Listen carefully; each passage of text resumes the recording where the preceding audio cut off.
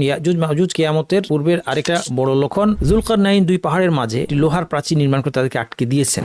জুলকারনাইনের তৈরি করা প্রাচীর কোথায় এই সময় মানুষের নিশ্চিত জ্ঞান নেই, এবং এটা নিয়ে অনেকে সন্দেহ প্রকাশ করে বা অনেকে সন্দেহ পড়ে যায় যে পৃথিবীর সব জায়গা তো এখন স্যাটেলাইট দিয়ে দেখা হয়ে গিয়েছে, তাহলে এমন আর কোন জায়গা থাকতে পারে যেখানে এত বিশাল সংখ্যক অধিবাসীর দুইটা গোষ্ঠী তারা এখনো প্রাচীরের আড়ালে আটকা পড়ে আছে। এখানে একটা জিনিস মনে রাখতে হবে যে আল্লাহর জন্য কোনো একটা কিছুকে মানুষের দৃষ্টি থেকে আড়াল করে রাখা খুব সহজ।